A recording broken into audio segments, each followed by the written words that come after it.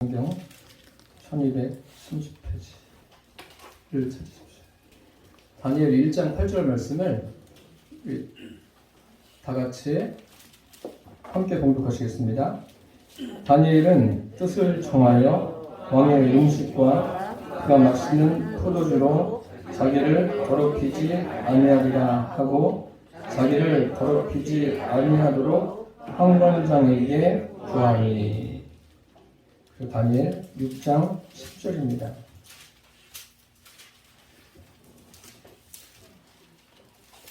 6장 10절 말씀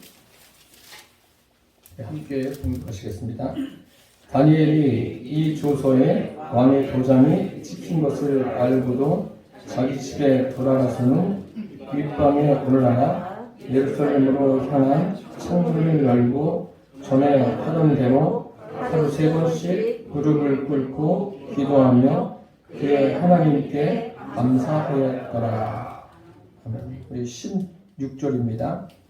이에 왕이 명령하며 다니엘을 끌어다가 사자굴에 던져 넣는지라. 왕이 다니엘에게 이르되 내가 항상 섬기는 너의 하나님이 너를 구원하시리라 하니라.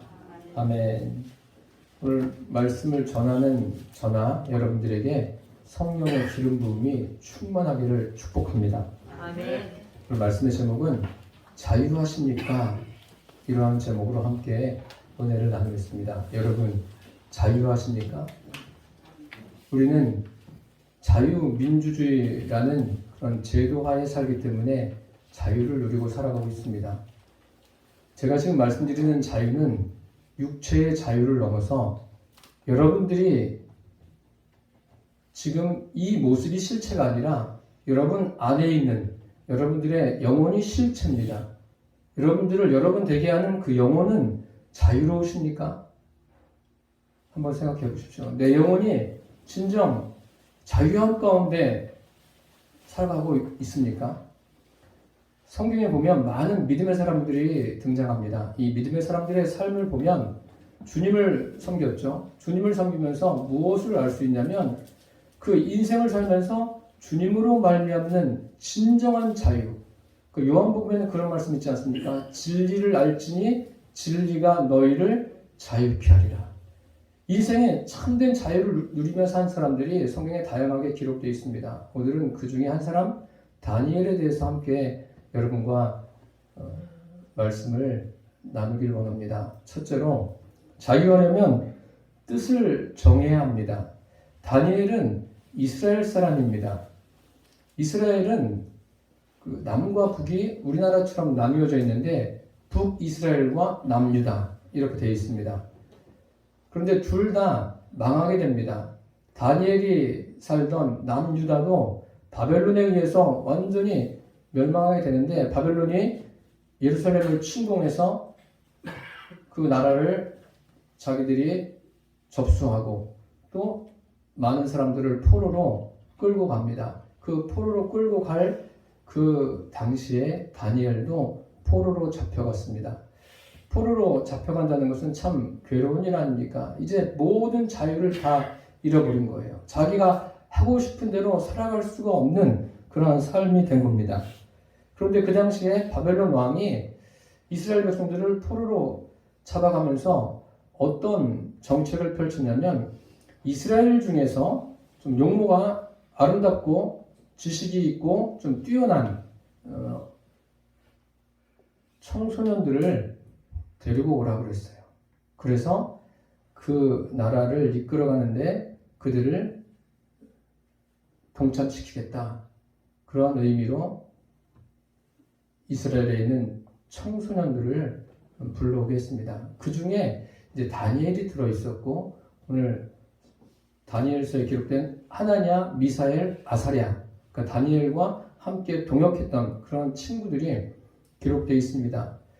그러니 그 어린 나이, 20도 안 된 나이에 포로로 잡혀가서 이제 왕궁에서 교육을 받는 겁니다. 교육을 받는데 굉장히 부자연스러운 거예요. 왜냐하면 먹는 것까지도 자기들 마음대로 먹는 게 아니라 왕이 정해준 음식을 먹어야 돼요. 너희들은 이것을 먹어. 그런데 그러한 음식을 정해 주었는데 어떤 일이 생겼냐면 다니엘이 또 그 친구들이 그것을 지혜롭게 거절을 합니다. 왜 거절했냐면 그 음식이 그 바벨론 왕을 비롯한 바벨론의 모든 사람들이 하나님 앞에 드린 예물이 아니라 우상에게 드린 그러한 예물들, 그런 음식들을 그들에게 주기 때문에 다니엘은 그것을 거절합니다. 거절하는데 아주 지혜롭게 거절해요. 환관장, 그 왕의 수종드는 사람에게 정중하게 부탁을 합니다. 부탁을 하는데 환관장이 그렇게 이야기합니다. 만일 너희들에게 이 음식을 줬는데 너희들이 이것을 먹지 않고 다른 것을 먹다가 너희들의 모습이 왕 앞에 섰을 때 초췌하게 되면 그 책임은 내가 져야 되고 내 목이 달아나게 된다. 그렇게 이야기를 합니다.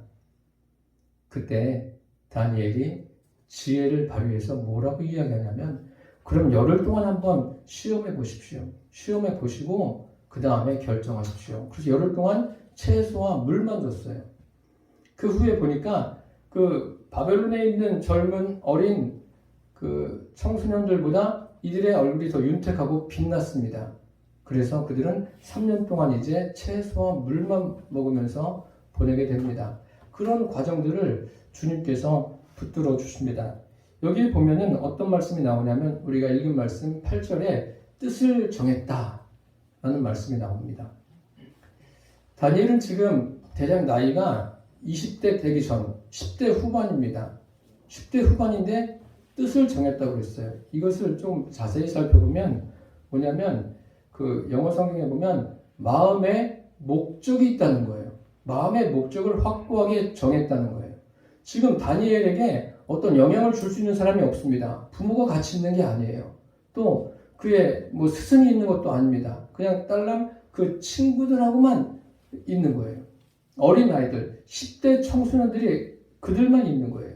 그럼 그들이 지금 어떤 누구에게 영향을 받을 수가 없어요. 어떤 일을 할 때 그냥 무조건 시키는 대로 할 수밖에 없는 상황입니다. 그럼에도 불구하고 이들은 마음의 목적을 가졌다고 했어요. 목적을 갖고 왕이 준 음식을 거절합니다. 참 놀랍지 않습니까? 여러분이라면 그런 상황에서 그렇게 하실 수 있겠습니까? 그러면 다니엘이 뜻을 정하고 그 마음의 목적을 갖게 한 원동력은 무엇입니까? 그 원동력은 다른 것이 아니라 하나님을 섬기는 믿음입니다. 즉 다니엘은 하나님이 어떤 분이신가 알았고 하나님의 하나님됨을 알았습니다. 하나님의 하나님됨을 알았기 때문에 그는 이와 같은 결정을 할 수 있었습니다. 또다시 말씀드리면 하나님이 그의 삶의 주인이 되었습니다.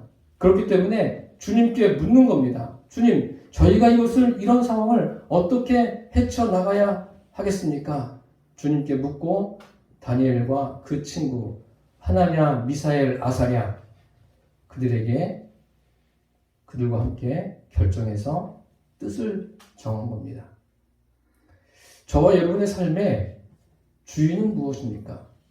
요즘 우리가 사는 시대를 보십시오. 참 답답한 일이 많지 않습니까? 포괄적 차별금지법. 이것이 무엇인지 여러분 자세히 아십니까?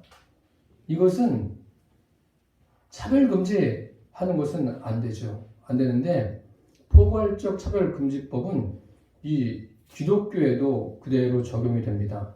구원의 길이 여러분 다른 데에 있다고 생각하십니까? 구원의 길은 오직 예수님 외에는 없습니다. 그럼 포괄적 차별금지법이 통과되게 된다면 이것도 설교하면 안 되는 거예요. 그만큼 우리는 그래서 지혜롭게 이러한 부분들을 헤쳐나가야 됩니다. 많은 사람들이 무엇의 주인이 되어서 살아가느냐 하면요. 물질이 그 사람의 주인이 되는 경우가 참 많습니다. 또 어떤 알코올이, 또 마약이, 또 도박이 사람의 주인이 되어서 살아가는 그런 일들이 참 많습니다. 저와 여러분은 내 주인은 누구입니까? 부모가 자녀를 낳았다고 해서 자녀가 부모의 주인입니까? 그렇게 하죠, 처음에는 부모들이. 그런데 부모들도 빨리 그 생각에서 벗어나야 돼요. 내가 낳지만 내가 주인이 아니라 각자 그 자녀들에게 주인을 찾을 수 있도록 부모가 도와주어야 합니다. 다니엘은 또 그의 친구들은 하나님이 그들의 인생의 주인이 되었습니다. 주인이 되니까 어떤 일이 생깁니까? 3년 후에 그들이 왕 앞에 서게 됩니다. 왕 앞에 서서 이제 왕이 테스트를 하는 거예요. 여러 가지 질문을 합니다. 질문을 하는데 얼마나 그 질문에 왕이 감동을 받는지 애굽에 있는 지혜자들, 애굽에 있는 술객과 박사들보다 10배나 뛰어났어요. 그런 지혜를 그들이 가지고 있었습니다. 왕이 깊은 감명을 받은 거예요. 지금 저와 여러분의 삶은 어떻습니까? 하나님은 이스라엘 백성들에게 이렇게 말씀하셨어요. 야곱아, 너를 창조하신 자가 이제 말씀하시느니라. 이스라엘아, 너를 조성하신 자가 말씀하시느니라. 너는 두려워 말라. 내가 너를 구속하였고 너를 지명하여 불렀나니 너는 내 것이라. 할렐루야. 이스라엘 백성 모두가 누구의 것입니까? 하나님의 백성입니다. 하나님의 소유예요. 그렇다고 하나님께서 이스라엘 백성들을 마음대로 막 부리십니까? 그렇지 않으세요. 하나님은 인격적으로 만나는 분이세요. 보다 구체적으로 그 신약에 와서 보면 사도 바울은 이렇게 고백합니다. 내가 그리스도와 함께 십자가에 못 박혔나니 그런즉 이제는 내가 사는 것이 아니요 오직 내 안에 그리스도께서 사신 것이라. 이제 내가 육체 가운데 사는 것은 나를 사랑하사 나를 위하여 자기 몸을 버리신 하나님의 아들을 믿는 믿음 안에서 사는 것이라. 바울 안에 주님이 계신 거예요. 주님의 통치를 받는 거예요. 주님이 주인 된다는 건 무엇입니까? 예수님을 내 안에 주인으로 영접하는 거예요. 여러분, 지금까지 여러분들이 어떤 삶을 사셨든지 간에 이제 지금부터라도 내 안에 주님을 내 삶의 주인으로 모시고 살게 되시기를 축복합니다. 아멘. 그런 사람에게는 그 진리 안에서 자유를 누릴 수 있도록 주님께서 은혜를 베풀어 주십니다. 이들은 포로입니다. 포로인데도 그 포로 생활에서 자유함을 마음껏 누렸습니다. 둘째로 자유하려면 하나님께 감사해야 합니다. 다니엘이 활동하던 시기가 주전 605년에서 530년입니다. 그때 그럼 우리나라는 어땠을까요? 우리나라는 고조선부터 시작한 거 아니에요? 고조선 37대 마물단군, 그 다음에 38대 그 다물단군, 그리고 39대 두월단군. 참 말도 어렵죠. 처음 들어보시죠? 제가 찾아봤어요. 그때 대한민국은 뭘 하고 있었나? 뭐 기껏해야 뭐 경작하고 뭐 그런 거 했겠죠. 그런데 이 당시에 다니엘은 이제 포로로 잡혀가서 바벨론은 어디냐면 지금의 이란 이라크예요. 이란 이라크가 쭉 길게 굉장히 넓지 않습니까? 그곳에 포로로 잡혀간 거예요. 이스라엘에서 바벨론까지 약 1000km가 좀 안 되나요? 그 먼 곳을 포로로 잡혀갔습니다. 그 포로로 잡혀간 다니엘에게 다니엘이 나는 인생을 이렇게 살아야 되겠다. 뭐 그런 계획을 세울 수가 있겠습니까? 그냥 잡혀간 거예요. 잡혀갔는데 그곳에서 이제 그 이방 왕이 다니엘의 그 지혜를 보고서 그곳에 있는 모든 지도자들보다 뛰어난 직위를 주셨어요. 다니엘이 전체를 다스리게 하셨습니다.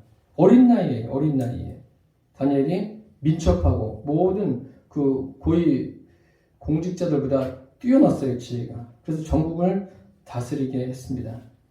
이제 이렇게 높은 지위에 올라갔으면 주변 사람들이 축복할까요? 축복하지 않죠. 어린 나이고 주변 사람들은 누구예요? 자기 나라인데 딴 나라에서는 어린애가 자기들보다 높은 지위에 앉았으니 시기하지 않겠습니까? 시기하는데 어떤 흠을 잡을 수가 없어요. 굉장히 완벽하게 일 처리를 해나가요.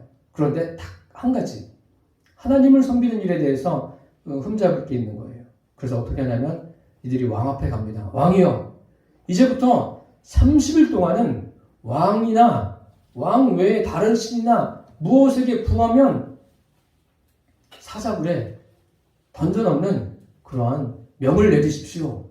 그러니까 왕이 얼마나 좋습니까? 사람이 여러분들도 그렇지 않습니까? 우리도 누가 우리를 칭찬하면 싫어할 사람이 누가 있겠어요? 그런데 이 왕도 그게 좋은 거예요. 그래서 왕이 사인을 합니다. 그렇게 하자 하고 조서를 딱 읽어보고 사인을 딱 해요. 다니엘은 이 사실을 알고도 이제 퇴근을 합니다. 퇴근해서 집에 가가지고 2층에 올라가서 예루살렘으로 향해서 열린 창을 향해서 하나님께 기도합니다. 오늘 그 읽은 말씀이 6장 10절이에요. 하나님께 기도하는데 감사하면서 기도했어요.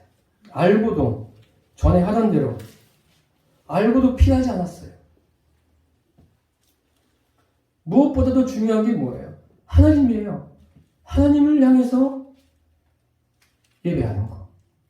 전에 하던 대로라는 것은 다니엘에게 그러한 기도하는 습관이 몸에 밴 거예요. 평생 그랬어요. 평생. 이런 것이 몸에 뺐습니다. 그리고 하나님께 감사했습니다. 다니엘은 지금 고위직이에요. 고위직에 있기 때문에 30일 동안만 아무것도 안 하면 돼요. 30일 동안만 그냥 묵상으로 기도하고 다른 사람들이 모르게 그렇게 하면 돼요. 그런데 그렇게 하지 않습니다. 전에 행하던 대로 합니다. 그러니까 딱 걸린 거 아니에요. 야, 잘됐다. 그래서 왕에게 고소를 해요. 이것을 보고서. 저와 여러분이 가지고 있는 그 습관, 각자 사람마다 다 다르지 않습니까? 여러분들은 어떤 습관을 가지고 계십니까? 혹시 감사하는 습관 있으세요? 어떤 감사의 조건이 생겨서 감사하는 게 아니라 늘 감사하세요. 뭐 어떤 일이 있어도 감사하십시오. 오늘 오실 때 불편하지 않으셨죠? 그 제덕인지 아세요? 제가 종일 기도했어요. 종일. 또 오래간만에 오시는 분들도 계시니까 오는데 비 와 보세요. 아, 이렇게 또 비가 와 가기도 싫고 막 그런 마음이 생기면 어떡해요. 근데 비를 주님이 멈추게 하신 거예요. 진짜 그렇게 생각하십니까? 저는 그렇게 생각해요. 그리고 이 앞에 있는 이 과일들을 보세요. 이것만 봐도 감사하지 않습니까? 제가 이제 농민이 된 지는 얼마 안 되는데 농사를 지은 지가 한 5년 정도 됩니다. 5년 되는데 그 일을 하다 보니까 그렇다고 농사로 해서 수입을 얻는 건 아니에요. 그건 아니고 그렇게 됐습니다. 제가. 그런데 그 할 때마다 무엇을 느끼냐면 야, 하나님이 아니면 이게 안 되는구나. 그러니까 제가 뭐를 하면은 주변 사람들이 다 와요. 어떤 사람은 또 이렇게 이야기하고 어떤 사람은 또 이렇게 이야기하고.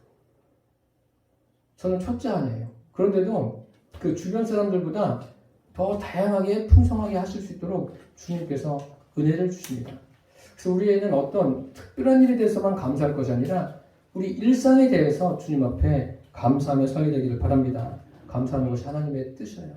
항상 기뻐하라, 쉬지 말고 기도하라, 범사에 감사하라. 이는 그리스도 예수 안에서 너희를 향하신 하나님의 뜻이다 라고 주님께서 말씀하셨어요.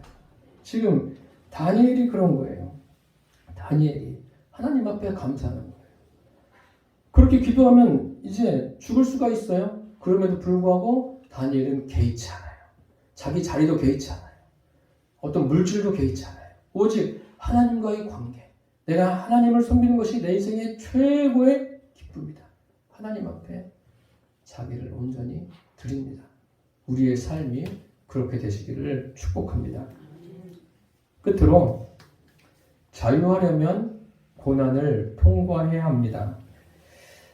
다니엘의 노년에 참 큰 고난이 찾아왔습니다. 이제 왕이 사인을 했는데도 불구하고 하나님 앞에 경배했어요. 그것을 왕에게 고발합니다. 이제 왕도 어쩔 수가 없습니다. 왜요? 법이니까요. 그래서 다니엘이 사자굴 속에 던져집니다. 여러분 상식적으로 사자굴 속에 사람이 들어가면 어떻게 돼요? 죽죠. 사자가 가만히 놔두겠어요. 이 왕도 다니엘을 사자굴에 던지면서 이렇게 이야기합니다. 다니엘에게. 다니엘아, 너의 항상 섬기는 너의 하나님이 너를 구원하시리라. 왕도 안타까운 거예요. 참 이런 고난을 겪습니다. 인생에는 누구나가 다 고난이 있어요. 고난이 없는 사람은 없습니다. 제가 자주 가는 미용실의 그 원장님이 저에게 그러더라고요. 목사님, 12지간 있지 않습니까? 12지간이 뭔지 아시죠? 중국에서 온 거예요. 우리나라에서 만든 게 아니라 12시간, 12년이 지나면 자기는 고난이 없을 줄 알았대요. 12년만 잘 견디면 인생의 고난이 끝날 줄 알았대요. 그런데 13년째 되니까 더 큰 고난이 있다는 거예요. 이거 왜 이러죠? 그렇게 질문을 하는 거예요.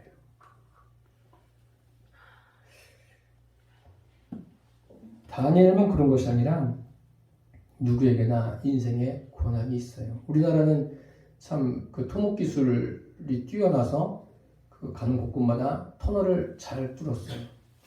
어떤 목적지에 도착할 때까지 터널이 참 많지 않습니까? 뭐 경상도를 가든 전라도를 가든 또 강원도를 가든 특히 강원도 쪽에는 그 터널이 많이 있어요. 저는 인생이 그렇다고 봅니다. 인생은 내가 어떤 정해진 목적지에 도착할 때까지는 많은 터널이 있습니다. 고난의 터널이 있어요. 누구에게나. 저에게도 있고 여러분들에게도 고난의 터널이 있습니다. 그렇다면 그 고난의 터널을 어떻게 가십니까?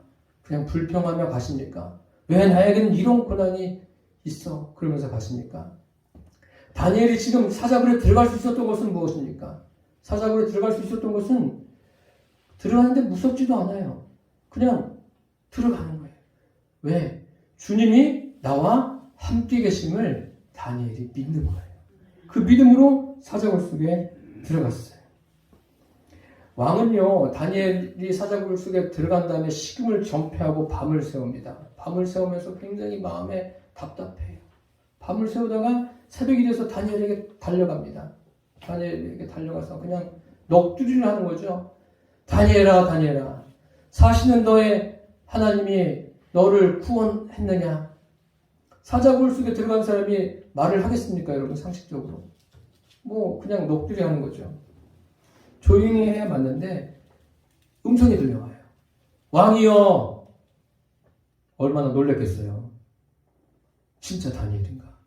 왕은 만세수를 하시옵소서. 살아계신 하나님께서 천사를 보내셔서 사자의 입을 봉하셨습니다. 막으셨습니다. 그래서 저를 구원하셨습니다. 저는 그 왕이 생각하는 죄를 짓지 않고 왕에게도 해를 끼치지 않았습니다. 이렇게 이야기합니다. 왕이 놀래가지고 다니엘을 꺼내려고 합니다. 꺼내서 그냥 앞을 보고 뒤를 보고 옆을 보고 그냥 몇 번씩 보는 거예요. 상한 데가 하나도 없어요. 마치 다니엘에 기록된 사드락, 메삭, 아벳노고가 불 속에 들어갔다가 나왔을 때 불탄 냄새도 나지 않는 것처럼 그러한 놀라운 은혜가 다니엘에게 임했어요. 그러니까 그 다음부터 왕의 생각이 바뀌었어요. 다니엘을 참수한 사람들을 사자굴에 던져넣어라. 어떻게 됐을까요? 사자들이 그 사람들이 떨어지기도 전에, 내려오기도 전에 그 뼈를 다 부숴뜨렸어요. 근데 그 참수한 사람만이 아니에요. 그의 아내와 자녀들까지. 아내와 자녀는 무슨 죄예요? 우리 인생을 살면서 남편을 잘 만나든 아내를 잘 만나든 둘 중에 하나 해야 돼요. 왜요? 그것은 구원과 연관이 있기 때문에 그렇습니다. 그러면서 왕이 이렇게 이야기합니다. 조서를 내려요.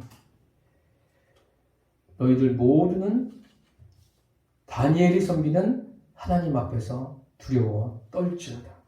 그는 살아계신 하나님이요 영원하신 하나님이요 그는 구원도 하시며 건져내기도 하시며 하늘에서든지 땅에서든지 이적과 기사를 행하신다.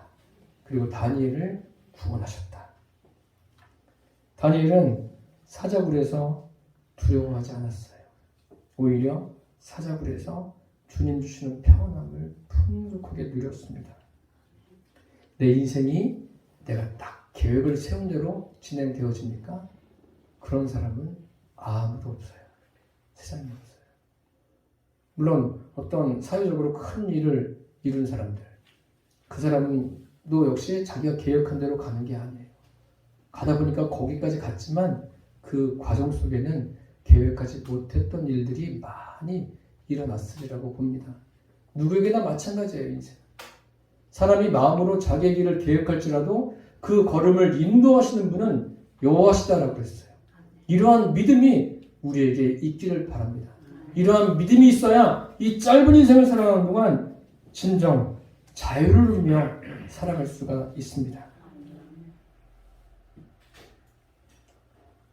내 인생에 사자굴 같은 사건이 있을 때 그곳이 하나님됨을 보는 장소가 되기를 바랍니다. 우리 인생은 수많은 터널을 통과해야 돼요. 고난의 터널을 통과할 때 그것을 여러분 즐길 수 있는 그런 믿음에까지 자라기를 바랍니다. 인생 짧습니다. 이 짧은 인생 여러분 과연 여러분 안에 내 마음속에 무엇이 목적이 되어서 살고 있습니까? 그것이 여러분들을 자유케 하고 있습니까? 아니면 여러분들을 옥죄고 있습니까? 여러분 진리 안에서 자유를 누리며 살아가십시오. 제가 요즘에 이제 나이가 많이 들진 않았지만 그 중고등학교 친구들을 만난 지 오래됐어요. 근데 가끔 연락이 오는데 무엇을 하자고 그래요. 같이 만나서. 근데 이제는 그럴 시간이 없어요. 주님께서 이제 저에게 남겨진 이 사역의 시간 무엇을 해야 될지 저에게 알려주셨어요. 그래서 그 친구들하고 만나서 그렇게 즐길 시간이 없습니다. 저에게 중요한 사명을 주님께서 주셨기 때문에 그렇습니다. 저는 저의 소원은 지금 이 자리에 계신 분들이 이 짧은 인생을 살아가시면서 주님으로 인해서 진정한 자유를 누리며 살게 되시기를 소망합니다. 마치 다니엘처럼 말입니다. 기도하시겠습니다. 살아계신 주님, 우리 인생은 참 짧습니다. 이 짧은 인생을 살아가는 동안 우리가 진정 자유함 가운데 살아가고 있는지 한번 각자 자신을 돌아보게 하여 주옵소서. 주님께서 우리에게 풍성한 은혜와 긍휼을 베풀어 주심을 믿습니다.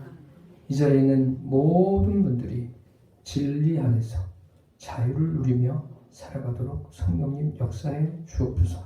예수님의 이름으로 기도드립니다. 아멘.